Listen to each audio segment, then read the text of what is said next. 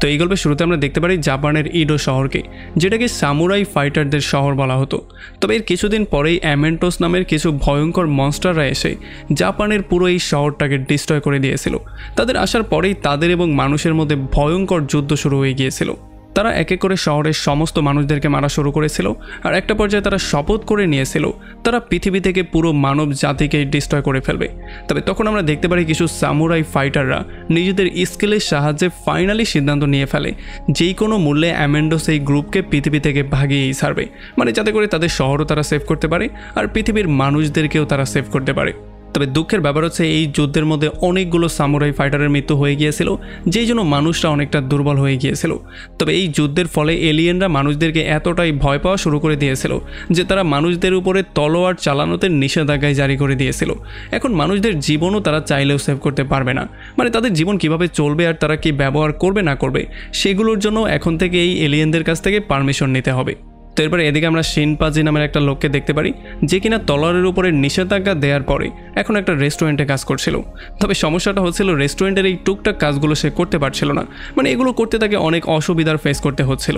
তবে তখন আমরা দেখতে পারি রেস্টুরেন্টের মালিক যখন শিনপাজিকে বলে যে ওই টেবিলে বসা দুইটা টাইগারকে দুধ দিয়ে আসো, আর সে দুধ নিয়ে তাদেরকে দেওয়ার জন্য যায়, তখন একটা টাইগার ইচ্ছা করে পা দিয়ে তাকে নিচে ফেলে দেয়, যেই জন্য অবশ্যই দুধটা নিচে পড়ে যায় আর কিছু দুধ টাইগারের গায়েও পড়ে। তবে টাইগার তার ভুল স্বীকার না করে বরং সে শিম্পাঞ্জির উপরে দুধগুলো তার গায়ে ফেলার জন্য অভিযোগ করা শুরু করে। আর এই জন্য যখন শিম্পাঞ্জি গিয়ে টাইগারের পোশাকটা পরিষ্কার করা শুরু করে তখন টাইগার এলিয়েন মাথা গরম করে তাকে ধাক্কা দিয়ে দূরেই ফেলে দেয়। আর এই সমস্ত ব্যাপারগুলো দেখার পরে আরও একটা যোদ্ধা, মানে আরও একটা সামুরাই ফাইটার যার নাম ছিল গিনটোকি, তার মাথা প্রচণ্ড গরম হয়ে যায়। গিনটোকি হঠাৎই গিয়ে টাইগারের উপরে আক্রমণ করে তাকে সেখানে বেহুশ করে ফেলে। আর যখন অন্য টাইগার এই ব্যাপারটা দেখতে পারে তখন সে এটা ক্লিয়ারলি বুঝতে পারে যে গিনটোকি হচ্ছে গিয়ে একজন সামুরাই ফাইটার। এই জন্য সে অভিযোগ করা শুরু করে যে সে তলোয়ার নিয়ে ঘোরাফেরা করছিল। তবে গিনটোকি বলে যে এটা হচ্ছে কাঠের একটা তলোয়ার যেটা কিনা তোমাদের দুজনকে হারানোর জন্য যথেষ্ট। এইটা বলে সে তার উপরেও আক্রমণ করে দেয় আর তাকেও আচ্ছা রকম করে ধোলাই করে। এখন এই ঘটনার পরে তারা দুজন খুবই ভালো বন্ধু হয়ে গিয়েছিল আর তারা কাগুরাই একটা মেয়ের সাথে মিলে একটা গ্রুপ বানিয়ে ফেলে। আসলে তারা সেই সমস্ত মানুষদের সাহায্য করে জীবিকা নির্বাহ করত যারা খুবই দুর্বল এবং নানান বিপদের মধ্যে ঘিরে আছে। এরপরে হঠাৎই একদিন তারা টিভিতে অদ্ভুত রকমের একটা বিটেলের খবর পেয়ে যায় যেটাকে ধরলে বিশাল বড় একটা পুরস্কার দেওয়া হবে। এই জন্য তারা জঙ্গলে বেরিয়ে পড়ে সেই বিটেলটাকে খুঁজে বের করার জন্য। তবে এখানে তারা কাণ্ড নামের একটা লোককে পেয়ে যায় যে কিনা তার পুরো শরীরে মধু মেখে একটা স্ট্যাচুর মতো দাঁড়িয়েছিল। আসলে সে তার সমস্ত ফোকাস এখানে স্ট্যাচু হয়ে দাঁড়িয়ে থাকাতেই দিয়েছিল। এই জন্য আশেপাশে কি হচ্ছে না হচ্ছে, কারা এসেছে, এই ব্যাপারে তার একেবারে নজরই ছিল না। তবে তার সাথে কথা বলে তারা জানতে পারে যে সেও বিটেলটা ধরতে এসেছে। আসলে বিটেলের যেহেতু মধু অনেক বেশি পছন্দের, এই জন্য তার মনে হয়েছিল যদি বিটেল মধু খেতে তার শরীরের কাছে চলে আসে তাহলে সে সেই বিটেলকে ধরে ফেলবে, আর এমন করেই সে হয়তোবা পুরস্কারের টাকাটাও পেয়ে যাবে। তবে এগুলো শোনার পরে শিম্পাঞ্জি আর তার গ্রুপের মনে হয় যে হয়তোবা সে একটা বিশাল বড় বলদ। এই জন্য তারা তাকে ইগনোর করে দিয়ে সেখান থেকে বেরিয়ে চলে যায়। একটু সামনে যাওয়ার পরে তারা আরও একটা লোককে পেয়ে যায় যে কিনা বিটলদেরকে আকর্ষিত করার জন্য গাছের মধ্যে মেয়োনিজ লাগাচ্ছিল। আর এর একটু সামনে যাওয়ার পরে তারা বিশাল বড় একটা বিটেল গাছের মধ্যে পেয়ে যায়। আসলে এইটা দেখার পরে তারা পুরোপুরি শক্ট হয়ে গিয়েছিল, কারণ তারা সাইজে যতটা বড় এই বিটেলটা চিন্তা করেছিল এখানে এসে তারা দেখতে পেয়েছে এটা তার চেয়ে অনেক বেশি বড়। তবে তবুও তারা দৌড়ে সেই বিটেলটাকে ধরতে যায় আর কাগুরা তার ফাইটিং স্কিলের সাহায্যে বিটেলটাকে গাছ থেকে সোজা নিচে ফেলে। তবে পরক্ষণেই তারা জানতে পারে এইটা কোনো বিটেল ছিল না, এইটা ছিল ওকিটা নামের একটা ছেলে। আসলে সে নিজে বিটেলের মতো হয়ে এখানে চলেছিল, কারণ তার মনে হয়েছিল যে যদি তাকে বিটেল মনে করে সেই বিটেল এখানে চলে আসে তাহলে সে হয়তো তাকে ধরে ফেলতে পারবে। একটু পরে আমরা দেখতে পারি বিটেল ধরতে আসা সমস্ত মানুষজন একটা গ্রুপ হয়ে তাদের সামনে চলে আসে আর খুব শীঘ্রই তাদের মধ্যে ঝগড়াও শুরু হয়ে যায় এই ব্যাপারটা নিয়ে যে তারা কার আগে কে বিটেলটাকে ধরতে পারবে। আর এগুলো নিয়ে যখন তারা কথা বলছিল তখনই গোল্ডেন কালারের সেই বিটেলটা তাদের সামনে দিয়ে যাওয়া শুরু করে। এটা দেখার পরে শিম্পাঞ্জি এবং তার গ্রুপ সবার আগে বিটেলের পেছনে দৌড়ানো শুরু করে। তবে পেছন পেছন বাকি লোকগুলোও তাদেরকে ফলো করা শুরু করে। এই বিটেলটা জঙ্গল থেকে পালাতে পালাতে সোজা একটা গ্রামের মধ্যেই চলে আসে। তবে তখনই কন্ডোর নজর পড়ে টাই নামের একটা মেয়ের উপরে, যাকে কিনা সে অনেক আগে থেকেই অনেক বেশি পছন্দ করত। এই জন্য সে বিটেলকে বাদ দিয়ে সেই মেয়েটার পেছনে দৌড়ানো শুরু করে। আসলে যদিও টাইকে দেখতে খুবই ইনোসেন্ট মনে হচ্ছিল, তবে তার রাগ অনেক বেশি ছিল। আর যখনই কন্ডো তার কাছে চলে আসে তখন সে বেসবল ব্যাট দিয়ে একটা জোরে আঘাত করে তাকে এখান থেকে সোজা 14 গ্রাম দূরে নিয়ে ফেলে। আর তখন এদিকে আমরা দেখতে পারি কোটোরো নামের একটা ভয়ঙ্কর যোদ্ধাকে। আসলে এই যোদ্ধা যখন এলিয়েনদের সঙ্গে ফাইট হয়েছিল তখন সে সামনের সারিতে ছিল, আর এখন সে তার এলিজাবেথ নামের বিশাল বড় একটা পাখির সঙ্গে হাঁটাহাঁটি করছিল। তবে তখনই তার নজর পড়ে যায় তার পুরনো বন্ধু জিনতোকির ওপরে। সে দেখতে পারে জিনতোকিকে অনেক মানুষজন ফলো করছিল। তার মনে হয়েছিল যে কোনো একটা সমস্যা তো হয়েছে, নয়তো সবাই কেন তার পেছন পেছন দৌড়াচ্ছে। এই জন্য কোডোরো তার বন্ধুকে সেভ করার জন্য বিটেল ধরতে আসা বাকি লোকজনের উপরে আক্রমণ করে দেয় আর তাদেরকে আচ্ছা রকম করে ধোলাই করা শুরু করে। তবে তারাও যার যার অস্ত্র বের করে ফেলে। এই জন্য এখানে ভয়ঙ্কর একটা মারামারি শুরু হয়ে যায়। যদিও সবাই মিলে একসাথে কোডোরোর উপরে তারা আক্রমণ করে, তবে কোডোরোর সাথে তারা কোনোভাবেই পারছিল না। কোডোরো এক এক করে তাদের সবাইকে ধোলাই করে। এদিকে যখন কোডোরো এক এক করে সবাইকে ধোলাই করছিল, তখন অন্যদিকে গিনতোকি তার বন্ধুদের সঙ্গে সেই বিটেলটাকে ফলো করতে করতে সোজা বিটেলের সামনে এসে দাঁড়া হয়ে যায়। এখন এই বিটেলটাও ক্লিয়ারলি বুঝতে পারে যে তার কাছে পালানোর মতো অন্য কোনো জায়গা নেই। এই জন্য সে সারেন্ডার করার জন্য ফুললি রেডি হয়ে যায়। তবে তখন আমরা দেখতে পারি ব্যাঙের মতো বিশাল বড় একটা মাছ পানি থেকে লাফ দিয়ে এসে সোজা বিটেলটাকে গিলে খেয়ে পানির মধ্যে চলে যায়। এটা দেখার পরে এখানে তিনজন খুবই হতাশ হয়ে যায়, কারণ তাদের সমস্ত পরিশ্রম ব্যর্থ হয়ে গিয়েছে। এরপরে রাতের বেলায় আমরা নিজু নামের একটা লোককে দেখতে পারি, যে কিনা কোডোরোর সঙ্গে দেখা করতে চলে আসে। আর কোডোরোকে সে বলে যে আমার তলোয়ার তোমার মতো সামুরাই যোদ্ধাদের রক্ত চাই। আর যখন কোডোরো তার তলোয়ারটা দেখতে পারে, তখন সে বুঝতে পারে যে এটা আসলে নর্মাল কোনো তলোয়ার না। এই জন্য সে তার নিজের জীবন বাঁচানোর সম্পূর্ণ ট্রাই করে। তবে নিজেরও তার তলোয়ার দিয়ে 1 সেকেন্ডের মধ্যে তাকে 2 টুকরো করে ফেলে। এরপরে পরদিন সকালবেলায় নিউজটা সমস্ত জায়গায় ছড়িয়ে পড়ে। সমস্ত গ্রামগঞ্জের টিভি চ্যানেলগুলোতেও খবরটা দেখানো হয়। আর যখন এলিজাবেথ তার মালিকের লাশটা দেখতে পারে, তখন সে দৌড়ে চলে আসে জিনতোকি আর তার গ্রুপের কাছে সাহায্য চাওয়ার জন্য। আর যখন তারা বারবার করে এলিজাবেথকে একই ব্যাপারে কোয়েশ্চেন করছিল, তখন এলিজাবেথ পাগলের মতো কান্নাকাটি করা শুরু করে। তবে তখন আবার জিনতোকি একটা কাস্টমারের আওয়াজ শুনতে পারে। এই জন্য সে সেই কাস্টমারের সঙ্গে কথা বলতে বেরিয়ে যায়। এখানে তার দেখা হয়ে যায় তিৎসুয়া নামের একটা লোকের সাথে, যে কিনা তার বোন তিৎসুয়োকে তার সঙ্গে নিয়ে এসেছিল। আসলে তিৎসুয়া কানে একটু কম শুনতো, এই জন্য সে জোরে জোরে চিৎকার চেঁচামেচি করে কথা বলতো। অন্যদিকে তিৎসুয়া একেবারে শান্ত স্বভাবের ছিল, সে কোনো কথাবার্তাই বলছিল না। এখানে তিৎসুয়া গিনতোকিকে বলে যে আসলে তাদের পারিবারিক একটা তলোয়ার চুরি হয়ে গেছে।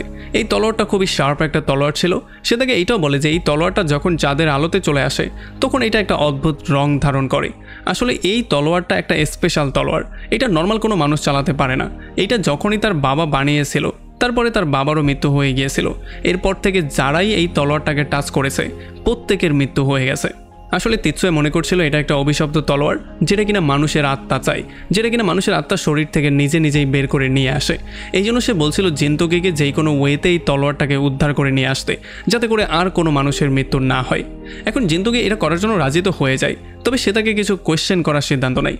তবে যখন সে কোয়েশ্চেন করছিল, তখন তিৎসুয়া কিছুই শুনতে পারছিল না। এই জন্য তার বোন জিনতোকিকে বলে যে তাকে জোরে কোয়েশ্চেন না করলে সে শুনতে পাবে না। এই জন্য জিনতোকি তার কানের কাছে গিয়ে জোরে জোরে চিৎকার করা শুরু করে। তবে সে আসলে এই পাশের কান দিয়ে খুব ক্লিয়ারলি শুনতে পেত। এই জন্য সে জোরে তাকে একটা পাঞ্চ করে বলে একটু আস্তে কথা বলো। এদিকে এলিজাবেথ শিম্পাঞ্জি এবং কাগুরোকে নিয়ে আসে সেই ব্রিজের উপরে, যেই ব্রিজের উপরে কোডোরোর মৃত্যু হয়েছিল। সেই সমস্ত ব্যাপারগুলো ডিটেইলি তাদেরকে বুঝিয়ে বলে, আর কোডোরোর রক্ত লাগানো সেই ব্যাগটাও সে তাকে দেখায়। এরপরে কাগুরা কোডোরোর রক্ত লাগানো সেই ব্যাগটা তার বিশাল বড় কুকুরটাকে শোঙায়, আর এরপরে এইটার উপরে বসেই সে হত্যাকারীকে খুঁজে বের করতে বেরিয়ে পড়ে। এদিকে জিনতোকি তাৎসুয়ার সঙ্গে মিট করার পরে সোজা গিয়ে মিট করে ওকিটার সঙ্গে, আর ওকিটাকে সে সমস্ত ব্যাপারগুলো ক্লিয়ার করে বলে। ওকিটা তাকে একটা তলোয়ারবাজ সম্পর্কে বলে, যে কিনা শহরে ঘুরে ঘুরে মানুষজনকে খুন করছিল। এখানে ওকিটা তাকে এটাও বলে যে সেই তলোয়ারটা থেকে স্পেশাল একটা কালার বেরিয়ে আসে।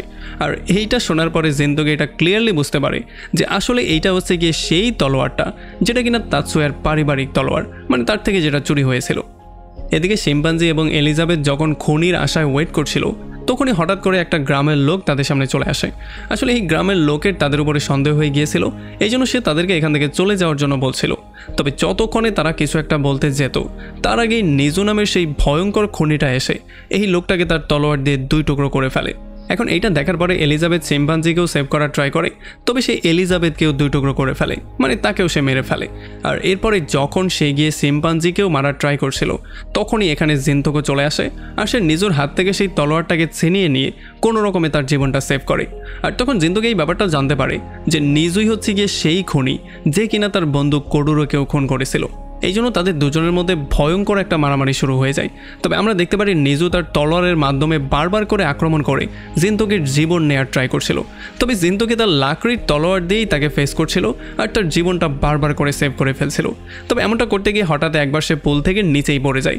তবে তবুও জিনতোকি হার মানতে চায় না, সে এই লাকড়ির তলোয়ার দিয়েই ফেস করার সিদ্ধান্ত নেয়।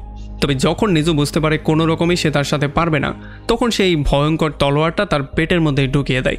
আর যখন শিম্পাঞ্জি দূর থেকে দাঁড়িয়ে জিনিসটা দেখতে পারে, তখন সে কোনো রকমের সাহস করে একটা তলোয়ার নিয়ে গিয়ে সোজা নিজুর একটা হাতে কেটে ফেলে। আর তখন ওকিডাও অন্য সামুরাই ফাইটারদের নিয়ে এখানে চলে আসে। আর যখন নিজু এই ব্যাপারটা দেখতে পারে, তখন সেটা ক্লিয়ার হয়ে যায় যে সে এতগুলো ফাইটারের সঙ্গে কোনোভাবেই পারবে না। এই জন্য সে পালিয়ে যাওয়ারই সিদ্ধান্ত নেয়। আর যেহেতু জিনতোকির শরীর থেকে অনেক রক্ত বেরিয়ে গিয়েছিল, এই জন্য তারা সবাই মিলে তাকে দ্রুত হসপিটালে নিয়ে চলে আসে। এদিকে আমরা দেখতে পারি ওন্ডো যখন তার তলোয়ারবাজির প্র্যাকটিস করছিল, তখন এখানে ওকিডা এবং তার একটা বন্ধু চলে আসে। তারা তাকে ইনফর্ম করে বলে যে আসলে নিজু নামের যেই ভয়ঙ্কর খুনিটা, মানে যে মানুষজনকে খুন করে ফেলছে, সে আরও একটা সঙ্গী পেয়ে গেছে। আর সেই সঙ্গীটার অন্য কেউ ছিল না, সেটা ছিল এলিয়েনদের বিরুদ্ধে ফাইট করা তাদের সামুরাই গ্রুপেরই সবচেয়ে ভয়ঙ্কর মেম্বার তাকাসাকি নামের একটা লোক। আসলে তারা প্ল্যান করছিল এখানে সমস্ত ভয়ঙ্কর ফাইটারদেরকে তাদের গ্রুপে নিয়ে আসবে। যারা তাদের গ্রুপে না আসবে তাদেরকে মেরে ফেলা হবে, আর যারা আসবে তাদের সবাইকে নিয়ে তারা এই শহরটাকে দখল করে ফেলবে। এরপরে এই শহরে তাদের রাজত্ব চলবে। এদিকে কাগুরা যখন তার কুকুরটা নিয়ে শহর থেকে অনেকটা দূরে চলে আসে, তখন এখানে সে একটা শিপ পেয়ে যায়। সে দেখতে পারে এই শিপের উপরে দাঁড়িয়ে কেউ একজন বাঁশি বাজাচ্ছিল। এই জন্য সে তাকে দেখার জন্য আস্তে আস্তে করে তার পেছনে গিয়ে দাঁড়ায় আর তার ছাতিটা দিয়ে তাকে পয়েন্ট করে ফেলে। সে তাকে বলে যে যদি তুমি উল্টো দিকে না ঘোরো, তাহলে এই ছাতি দিয়ে আমি তোমাকে মেরে ফেলবো। আর যখন সেই লোকটা উল্টো দিকে ঘুরে, তখন কাগুরা বুঝতে পারে যে আসলে সে কোনো নর্মাল পার্সন না, সে হচ্ছে ভয়ঙ্কর কোনো পার্সন। তবে তখনই তাদের উপরে গোলাগুলি শুরু হয়ে যায়। আর এই জন্য কাগুরা তার জীবন বাঁচানোর জন্য কোনো রকমে সেখান থেকে পালিয়ে চলে আসে। আর আমরা জানতে পারি তার উপরে যেই মেয়েটা গুলি করছিল, সে ছিল নিজুর সঙ্গী মাটাকা। এই জন্য কাগুরা কোনো রকমে নিজেকে সেভ করতে করতে সোজা মাটাকার কাছেই চলে আসে। আর তারা দুজন একে অন্যকে গান পয়েন্টে করে ফেলে। তবে আমরা দেখতে পারি কাগুরা একটু চালাকি করে তার মনোযোগটা একটু ঘুরিয়ে দিয়ে সোজা মাকুরাকে লাথি মেরে বেউসি করে ফেলে। এরপর যখন সে এখান থেকে পালিয়ে যাওয়ার ট্রাই করছিল, তখন অনেকগুলো সামুরাই ফাইটার এসে তাকে ঘিরে ফেলে। তবে কেউই আসলে তার লেভেলের ছিল না। সে এক এক করে তাদের সবাইকেই ধোলাই করা শুরু করে। কাগুরা তার ছাতির মাধ্যমে এক এক করে তাদের সবাইকে মারা শুরু করে। আর যখন এক এক করে সবাইকে সাফ করে দিচ্ছিল, তখন হঠাৎই মাটাকা তার বন্দুক দিয়ে পেছন থেকে তার উপরে শ্যুট করে দেয়। এই জন্য সে অনেকটা আহত হয়ে গেলেও এখন পর্যন্ত তার মৃত্যু হয়নি। আর সে হার মানার জন্য একেবারেই রেডি ছিল না। কাগুরা কোনোভাবে তাদের সবার থেকে নিজের জীবনটাকে সেভ করে দৌড়ে একটা রুমের মধ্যে এসে লুকিয়ে পড়ে। তবে একটু পরে মাটাকা সেই পর্যন্ত চলে আসে আর সে তাকে গান পয়েন্টে নিয়ে বলে যে তুমি যেহেতু এখন এই জায়গাটা সম্পর্কে জেনে গেছো আর সমস্ত ব্যাপারগুলো দেখেও ফেলেছো, এই জন্য আমি কোনোভাবেই তোমাকে আর জীবিত রাখতে পারবো না। আর একটু পরেই আমরা একটা শ্যুটের শব্দ শুনতে পারি। তবে কে মারা গিয়েছে আর কাকে শ্যুট করা হয়েছে সেটা আমাদের বলা হয় না। এরপরে পরদিন সকালবেলা জিনতোকি চোখ খুলে আসলে সে জ্ঞান ফিরে পেয়েছে। আর সে দেখতে পারে টাই তার পাশে বসা ছিল। আসলে টাই তার সমস্ত চিকিৎসার দায়িত্ব নিয়েছিল। আর টাইয়ের কাজ ছিল যতক্ষণ পর্যন্ত জিনতোকি পুরোপুরি সুস্থ না হয়ে যায়, ততক্ষণ পর্যন্ত সে যেন তার কাছ থেকে না সরে।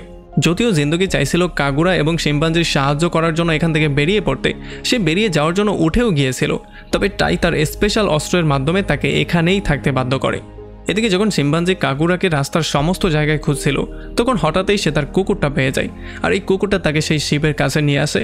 আর এই শিপটা দেখার পরেই শিম্পাঞ্জি এই ব্যাপারটা ক্লিয়ারলি বুঝতে পারে যে কাগুরাই হয়তো বা এই শিপের মধ্যেই আছে। এই জন্য সে শিপের মধ্যে যাওয়ার একটা প্ল্যান করে। তবে যখন সে যাওয়ার ট্রাই করছিল, তখন অন্য একটা সামুরাই এসে তাকে এখান থেকে ভাগিয়ে দেয়। এই জন্য ফাইনালি শিম্পাঞ্জি সিদ্ধান্ত নিয়ে ফেলে সে নতুন একটা প্ল্যান করে নতুন ওয়েতে শিপের মধ্যে যাবে। তবে এখন পর্যন্ত সে এই ব্যাপারটা জানতো না যে এই জাহাজের মধ্যে নিজু আছে। এদিকে জাহাজের মধ্যে মাটাকা নিজুকে বলে যে এখন তো তুমি তোমার একটা হাত হারিয়ে ফেলেছো, এখন তুমি কিভাবে ফাইটার হবে। তবে আমরা দেখতে পারি সে তার সেই স্পেশাল তলোয়ারটার সাহায্যে সোজা মাটাকার গলায় টিপে ধরে। আর একটু পরে সে তাকে ছেড়ে দিয়ে বলে যে একটা হাত চলে যাওয়ার পরেও আমি এখন পর্যন্ত এখানে সবচেয়ে শক্তিশালী পার্সন। এদিকে জিনতোকির ঘরের দরজায় কেউ নক করে, এই জন্য তাই গিয়ে দরজাটা খুলে। তবে তখন তাই দেখতে পারে বাইরে আসলে তাতসুয়া দাঁড়িয়েছিল। আর তার শব্দ শোনার সঙ্গে সঙ্গেই জিনতোকি তাকে মধ্যে আসার জন্য বলে। এরপর সে তাতসুয়ার সঙ্গে মিলে এই ঘর থেকে পালিয়ে যাওয়ার প্ল্যান করা শুরু করে। তবে যখন সে জামা কাপড় নিতে যাচ্ছিল, তখন সে তাইয়ের একটা লেটার পেয়ে যায়, যেখানে লেখা ছিল যে আসার সময় আমার ছাতাটা অবশ্যই ব্যাক করে দিয়ে যাবে। আসলে আমরা জানতে পারি তাই অলরেডি জানতো যে জিনতোকি এই ঘরের মধ্যে কখনোই থাকবে না, সে এখান থেকে পালিয়ে যাওয়ার প্ল্যানিং করছে। তো এখান থেকে বের হওয়ার সঙ্গে সঙ্গেই জিন্দগি গিয়ে প্রথমেই মিট করে একটা বৃদ্ধ লোকের সঙ্গে। আসলে সেই বৃদ্ধর মাধ্যমে একটা স্পেশাল হাতিয়ার বানাতে চাইছিল, যেটা খুবই পাওয়ারফুল হবে। কারণ এখন যেহেতু সে নিজে অনেকটা বেশি আহত হয়ে আছে, এই জন্য সে কোনো অস্ত্র ছাড়া যদি তার শত্রুর সঙ্গে ফাইট করতে যায় তাহলে হয়তোবা তাকে মরতেও হতে পারে। এই জন্য সে কোনো পাওয়ারফুল একটা অস্ত্রের মাধ্যমে তার শত্রুকে ফেস করার সিদ্ধান্ত নিয়েছিল। এই জন্য এই বৃদ্ধকে যখন সে সমস্ত ব্যাপারগুলো ক্লিয়ার করে বলে, তখন এই বৃদ্ধ তাকে একটা ফল দেয়, আর সে তাকে বলে যে এই ফলটা খাওয়ার সঙ্গে সঙ্গেই তুমি রাবারের হয়ে যাবে। তবে আমরা দেখতে পারি জিন্দগি কোনোভাবেই এই সমস্ত ফল টলে বিশ্বাসী ছিল না, মানে এইরকম পাওয়ার সে কোনোভাবেই চাইছিল না। এই জন্য সে তাকে নিয়ে মজা করা শুরু করে। তবে তখন এই বৃদ্ধ তাকে নিয়ে মজা করা শুরু করে। সে তাকে বলে যে এই ফলটা হচ্ছে নকল একটা ফল, তুমি কি মনে করেছিলে রাবারের হয়ে গেলে তুমি পাওয়ারফুল হয়ে যাবে? আমিও তোমার সঙ্গে মজাই করছিলাম। তো এখন জিন্দগির কাছে তার শত্রুদেরকে হারানোর মতো কোনো অস্ত্র তো ছিল না, তবে তবুও সে তাৎসুয়ার সাহায্য করার জন্য বেরিয়েই পড়ে। এদিকে শিপের মধ্যে আমরা দেখতে পারি কাগুরাকে শুলে চড়ানো হচ্ছিল। এখানে মাটাকা এবং তার বন্ধুবান্ধবরা তাকে বারবার করে তার বন্ধুদের সম্পর্কে জিজ্ঞেস করা শুরু করে, তবে কাগুরা কোনোভাবেই তার বন্ধুদের সম্পর্কে কিছুই বলছিল না। এই জন্য তাদের মাথা প্রচণ্ড গরম হয়ে যায়। তবে তখন আবার কাগুরা ইচ্ছা করেই তাদের উপরে অনেকগুলো বমি করে দেয়, যেগুলো দেখার পরে মাতাকার মাথা অনেক বেশি গরম হয়ে যায়। এই জন্য সে তাকে শ্যুট করে মারার জন্য তাকে গান পয়েন্টে নিয়ে ফেলে। তবে তখন একেবারে শেষ মুহূর্তে শিম্পাঞ্জি এসে কোনো রকমে তার জীবনটাকে সেভ করে। যদিও মাতাকা তাকে জিজ্ঞেস করে যে তার বন্ধুরা কোথায় আছে, তবে শিম্পাঞ্জি বলে যে আমি একাই তোমাদের জন্য যথেষ্ট, আর আমি একাই তাকে সেভ করে এখান থেকে নিয়ে যাব। এগুলো শোনার পরে মাতাকার মাথা অনেক বেশি গরম হয়ে যায়। এই জন্য সে তাকে ধোলাই করার জন্য সামনের দিকে যাওয়া শুরু করে। তবে তখনই হঠাৎ করে তাদের জাহাজের উপরে কিছু ডাকাতরা আক্রমণ করে দেয়। এই জন্য ডাকাতদের থেকে নিজেদের জীবন সেভ করার জন্য তারা সবাই ডাকাতদের সঙ্গে ফাইট করা শুরু করে। আর এই সুযোগটাকে কাজে লাগিয়ে শিম্পাঞ্জি দ্রুত গিয়ে তার বাঁধনগুলো খুলে দেয়, আর তারা দুজন মিলে সোজা বেরিয়ে পড়ে তাদের বন্ধুকে খুঁজে বের করার জন্য। এদিকে আমরা দেখতে পারি ওকিডার লোকজন জাহাজের উপরে আক্রমণ করে দিয়েছিল, তবে তাদের ক্যাপ্টেন এবং ওকিডা বাইরেই দাঁড়িয়েছিল। আর তাদের ক্যাপ্টেন তাদেরকে বলছিল যে যতক্ষণ তোমরা আমার সঙ্গে আসো ততক্ষণ পর্যন্ত তোমাদের জীবনের কোনো ঝুঁকি নেই। তবে এইটা বলেই যখন সে জাহাজে যাওয়ার জন্য লাফ দেয়, তখন সে সোজা সমুদ্রের মধ্যে গিয়ে পড়ে। আর তার সঙ্গীরা ওই ব্যাপারটা দেখার পরে তাকে সেভ না করে বরং তারা মিশনের জন্য বেরিয়ে পড়ে। আর তখন বাইরে আমরা দেখতে পারি জিন্তোগি তাৎসুয়াকে নিয়ে এখানে চলে আসে। তবে যখন সে যাচ্ছিল তখন তাৎসুয়া তাকে একটা তলোয়ার দেয়, যেই তলোয়ারটা কিনা সে নিজে বানিয়েছিল, যাতে করে এই তলোয়ারটার মাধ্যমে সে সেই অভিশপ্ত তলোয়ারটার মোকাবেলা করতে পারে। তবে এখন পর্যন্ত তারা এই জিনিসটা বুঝতে পারছিল না যে তারা এই তলোয়ারটা নিয়ে সেই জাহাজ পর্যন্ত পৌঁছাবে কীভাবে। আর তখনই এখানে সেই বৃদ্ধ লোকটা চলে আসে, যার সাথে একটু আগে গেসোগো মিট করেছিল। এই জন্য সে তাদেরকে একটা উড়ন্ত বোট দেয়, যেটার মাধ্যমে তারা চাইলেই সেই জাহাজ পর্যন্ত পৌঁছাতে পারবে। আর তখন এদিকে আমরা দেখতে পারি জাহাজের মধ্যে ভয়ঙ্কর রকমের মারামারি চলেই যাচ্ছিল। আর যখন এখানে নিশো বাইরে আসে, তখন ওকিডা এবং তিশো মিলে তাকে অ্যারেস্ট করার সিদ্ধান্ত নেয়, কারণ সে ওডো শহরের নির্দোষ মানুষজনকে খুন করছিল। সে কারো উপরেই দয়া মায়া দেখাচ্ছিল না। যদিও ওকিডা তার বন্দুকের মাধ্যমে তার উপরে আক্রমণ করেছিল, তবে নিশো তার তলোয়ারের মাধ্যমে তার বুলেটকে 2 টুকরোই করে ফেলে। আর এইটা দেখার পরে তারা দুজনেই প্রচণ্ড ভয় পেয়ে যায়। তারা বুঝতে পারে যে এই তলোয়ারটা কোনো নর্মাল তলোয়ার না। এই জন্য ওকিডা তার বন্ধুকে সেখানে মৃত্যুর জন্য রেখে দিয়ে সে নিজে সেখান থেকে দৌড়ে পালিয়ে যায়। এদিকে শিম্পাঞ্জি এবং কাগুরা একটা ল্যাব পেয়ে যায়, যেই ল্যাবের মধ্যে সেই স্পেশাল তলোয়ারটার মতো অনেকগুলো তলোয়ার ছিল। তবে তখনই এখানে তাকাসুগি চলে আসে, আর সে তাদের দুজনকে মারার জন্য দৌড়ে যাওয়া শুরু করে। তবে একেবারে শেষ মুহূর্তে এলিজাবেথ এখানে এসে তার মুখ দিয়ে মেশিন গানের শ্যুট করে কোনো রকমে তাকে থামানোর ট্রাই করে। তবে সে বারবার করে প্রত্যেকটা বুলেটকে 2 টুকরো করে সামনের দিকে এগিয়ে যাচ্ছিল। আমরা দেখতে পারি এলিজাবেথ তার বন্ধুদেরকে ইশারা করে বলে এখান থেকে পালিয়ে যাওয়ার জন্য। তবে ঠিক সেই মুহূর্তে সে এলিজাবেথের মাথাটাকে 2 টুকরো করে ফেলে। আর তখন আমরা দেখতে পারি কোটোরো বেরিয়ে আসে এই কস্টিউমের মাঝখান থেকে। আর কোটোরোকে দেখার পরে সে প্রচণ্ড ভয় পেয়ে সেখান থেকে পালিয়ে যাওয়া শুরু করে। আর তখন আমরা দেখতে পারি শিম্পাঞ্জি এবং কাগুরা কোটোরোকে দ্রুত তাকে ফলো করার জন্য বলে, আর তারা দুইজন এখানে থেকে যায় তাটাকা এবং তার বন্ধুকে ফেস করার জন্য। এদিকে তুষি নিজুকে ফেস করছিল। যদিও সে নিজুকে বারবার করে আক্রমণ করছিল, কিন্তু যেহেতু নিজুর কাছে সেই স্পেশাল তলোয়ারটা আছে, এই জন্য সে কোনোভাবেই তার সাথে পেরে উঠছিল না। তবে ঠিক সেই মুহূর্তে এখানে জিন্তোগি চলে আসে, আর সে নিজে নিজুকে ফেস করার সিদ্ধান্ত নেয়। আর সে তোশিকে বলে দ্রুত গিয়ে বাকি লোকদেরকে সেভ করার জন্য। যদিও প্রথম আক্রমণেই নিজু গিয়ে জিন্তোগির ক্ষত স্থানে আক্রমণ করে, তবে জিন্তোগি জিনিসটা প্রমাণ করে দিয়েছে যে তার ক্ষত স্থান তাকে কোনোভাবেই দুর্বল করতে পারবে না। এই জন্য সে তার তলোয়ার দিয়ে বারবার করে তার উপর আক্রমণ করা শুরু করে। আর এত বারবার করে আক্রমণ করার জন্য একটা পর্যায়ে তার তলোয়ারের পাওয়ার অনেকটাই বেড়ে গিয়ে সোজা সেই অভিশপ্ত তলোয়ারটার সমান সমান হয়ে যায়। আর এখন এই তলোয়ারটা সেই অভিশপ্ত তলোয়ারটাকে পুরোপুরি কাবু করে ফেলেছিল, মানে নিজু এখন আর চাইলেও কিছু করতে পারছিল না। একটু পরেই জিন্তগি তার তলোয়ারটা দিয়ে নিজুর অন্য একটা হাতও কেটে ফেলে। এই জন্য নিজু আর তলোয়ার ওঠানোর মতো শক্তিতেও ছিল না। আর যখনই এই তলোয়ারটা এই জিনিসটা বুঝতে পারে তখন সে তারের মতো নিজুর একটা হাত বের করে, আর এরপর সে নিজুকে ফুললি তার কন্ট্রোলে নিয়ে বারবার করে গিয়ে জিন্তগির উপরে আক্রমণ করা শুরু করে। এদিকে জাহাজের মধ্যে জীবনে প্রথমবার শিম্পাঞ্জি তার কোনো শত্রুর সঙ্গে ফেস করা শুরু করেছিল, এই জন্য সে প্রচণ্ড ঘাবড়েও ছিল। তবে অপোনেন্ট তার এই জিনিসটারই সুযোগ নেওয়ার ট্রাই করছিল।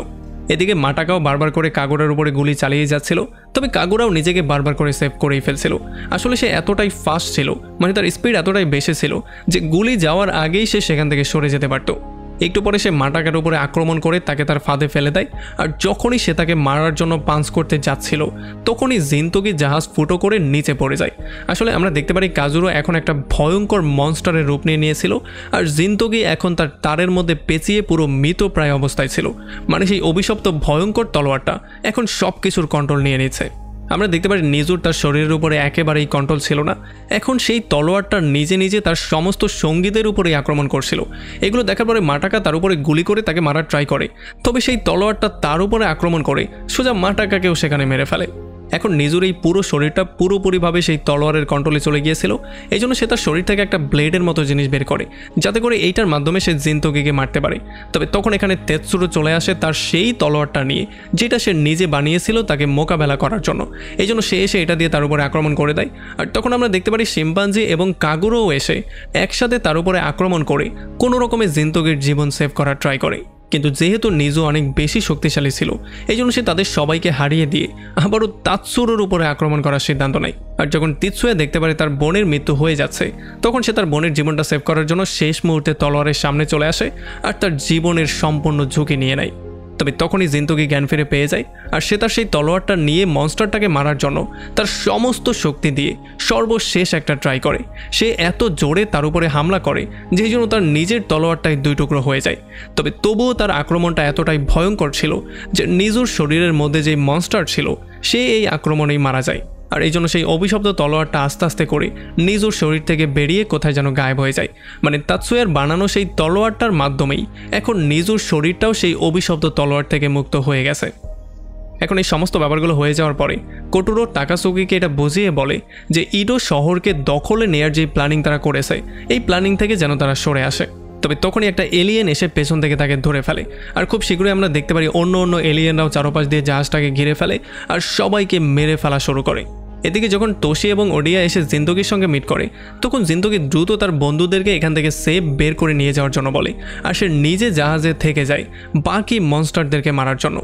এরপরে যখন জিন্তগি তাকাসুকিকে খুঁজতে খুঁজতে উপরে চলে আসে, তখন সে এই জিনিসটা দেখে পুরোপুরি শক্ট হয়ে যায় যে যেই তাকাসুকি একটা সময় এলিয়েনদের বিরুদ্ধে ফাইট করার জন্য তার সঙ্গে যুদ্ধ করেছে, সেই তাকাসুকি এখন এলিয়েনদের পক্ষ হয়ে কাজ করছে।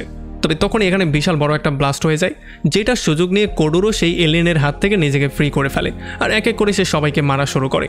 আর তখন এখানে মাটাকাও জ্ঞান ফিরে দৌড়ে চলে আসে, আর সে তাদের সবাইকে গান পয়েন্টে নিয়ে তার ফ্রেন্ডদেরকে সেভ করার ট্রাই করে।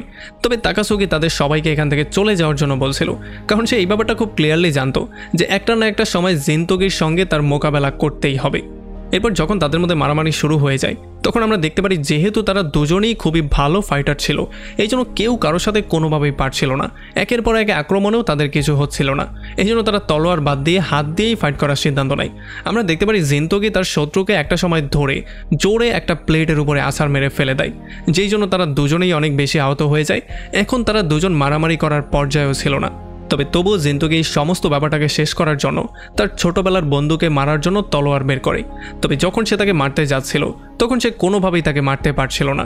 আর তখন আমরা দেখতে পারি এখানে আরও একটা ব্লাস্ট হয়ে যায়, যেই জন্য সমস্ত কিছু তছনছ হয়ে যায়। আর এই সুযোগে মাটাকা তার বন্ধুদেরকে নিয়ে সেখান থেকে পালিয়ে চলে যায়। আর জিন্তগিকে কোডুরো এসে বলে যে সেই জায়গাতে একটা বোম রেখেছিল, আরও একটা বোম এখানে সে রেখেছে, যেটা একটু পরেই ব্লাস্ট হয়ে যাবে, যেই জন্য পুরো জাহাজটাই ডিস্ট্রয় হয়ে যাবে। এই জন্য কোডুরো জিন্তগিকে নিয়ে সেখান থেকে সোজা সমুদ্রের মধ্যে লাফ দেয়। তবে একেবারে শেষ মুহূর্তে এলিজাবেথ এসে প্যারাশুট হয়ে তাদের দুজনকেই সেভ করে ফেলে।